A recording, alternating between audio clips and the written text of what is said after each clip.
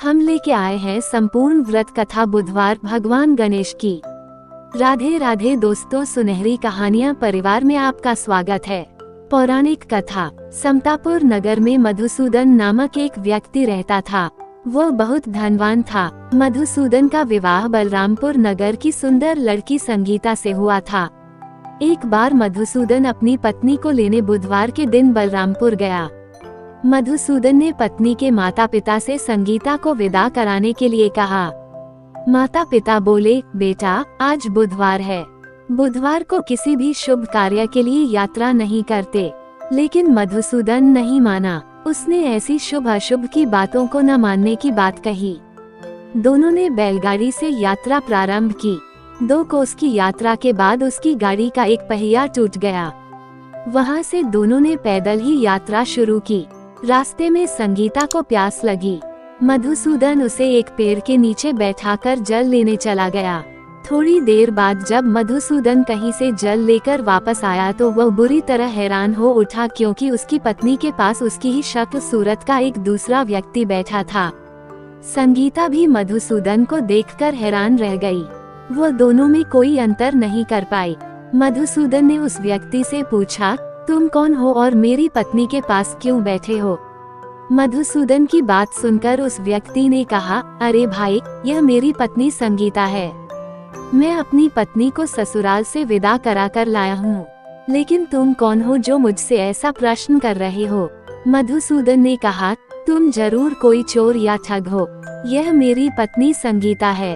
मैं इसे पेड़ के नीचे बैठाकर जल लेने गया था।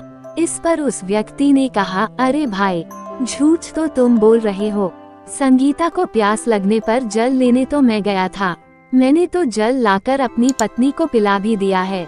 अब तुम चुपचाप यहाँ से चलते बनो, नहीं तो किसी सिपाही को बुलाकर तुम्हें पकड़वा दूंगा। दोनों एक दूसरे से लड़ने लगे। उन्हें लड़ते देख बहुत से लोग वहाँ एकत्र हो गए। नगर के कुछ सिपाही भी वहाँ आ गए। सिपाही उन दोनों को पकड़कर राजा के पास ले गए।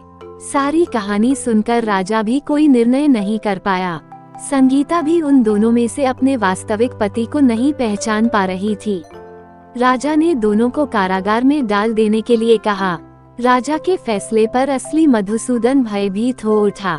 तभी आकाशवाणी हुई, मधुसूदन, तूने संगीता के माता पिता की बात नहीं मानी और बुधवार के दिन अपनी ससुराल से प्रस्थान किया। ये सब भगवान बुद्धदेव के प्रकोप से हो रहा है। मधुसूदन ने भगवान बुद्धदेव से प्रार्थना की कि हे भगवान बुद्धदेव, मुझे क्षमा कर दीजिए। मुझसे बहुत बड़ी गलती हुई। भविष्य में अब कभी बुधवार के दिन यात्रा नहीं करूंगा और सदैव बुधवार को आपका व्रत किया करूंगा। मधुसूदन के प्रार्थना करने से भगवान बुद्धदेव ने उसे क्षमा कर दिया। तभी दूसरा व्यक्ति राजा के सामने से गायब हो गया। राजा और दूसरे लोग इस चमत्कार को देख हैरान हो गए। भगवान बुद्धदेव की इस अनुकंपा से राजा ने मधुसूदन और उसकी पत्नी को सम्मानपूर्वक विदा किया। कुछ दूर चलने पर रास्ते में उन्हें बैलगाड़ी मिल गई। बैलगाड़ी का टूटा हुआ पहिया भी जुड़ा हुआ था। दोनों उसमें बैठकर समतापुर की ओर चल दिए। मधुसूदन और उसकी पत्नी संगीता दोनों बुधवार को व्रत करते हुए आनंदपूर्वक जीवन यापन करने लगे। इस तरह भगवान बुद्धदेव की कृपा से उनके यहाँ खुशियाँ बरसने लगी। इस तरह जो स्त्री पुरुष विधिवत बुधवार का व्रत करके व्रत कथा सुनते हैं, भगवान बुद्धदेव उनके सभी कष्ट दूर करते हैं। बोलो गणेश जी जय। बोलो गणेश जी जय। कथा समाप्त।